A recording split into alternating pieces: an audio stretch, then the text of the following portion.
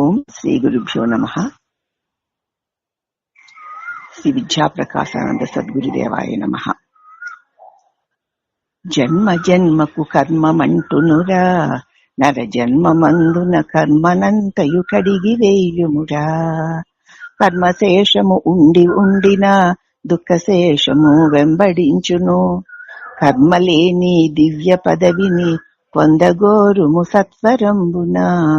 తత్వసారము తెలుసుకోరన్నా, సద్గురుని చెంత నిజముగనుగొని లాభముందన్నా.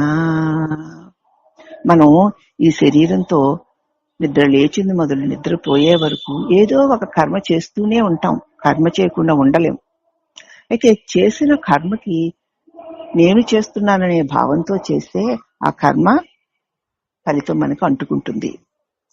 అయితే ఈ మానవ జన్మలోనే ఈ కర్మనంతా నేను కాదు, నాది కాదు అని కడిగి వేసుకోవాలి. కర్మ నేను నాది చేశాను అనేటువంటి ఏ చిన్న భావన మన మనసులో ఉన్నా అది దాని వెనకాతల దుఃఖం వెంబడించే వస్తుంది.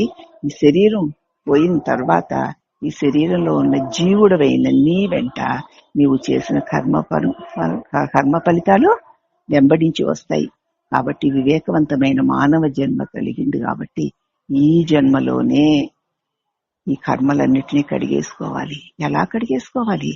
ఈ జన్మ నా చేతుల్లో లేదు, ఈ జీవితం నా చేతుల్లో లేదు, ఈ మృత్యువు నా చేతుల్లో లేదు, అనంతుడైన పరమాత్మ ఆధీనంలో ఇదంతా జరుగుతుంది. కాబట్టి గతంలో తెలియక నేను నాది అని చేసినటువంటి కర్మ ఫలాలు ఇగో ఈ జన్మలుగా వస్తున్నాయి.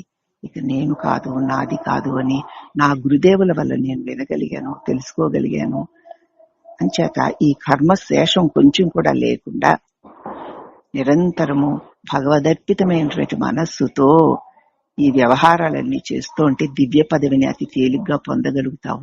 పోయి సాధకుడా అంటూ మనం తేలికగా ముక్తిని పొందేటువంటి మార్గాన్ని చూపించినటువంటి సద్గురు విద్యాప్రకాశానంద స్వాముల వారికి నమస్కరిస్తూ హరి ఓం నమః.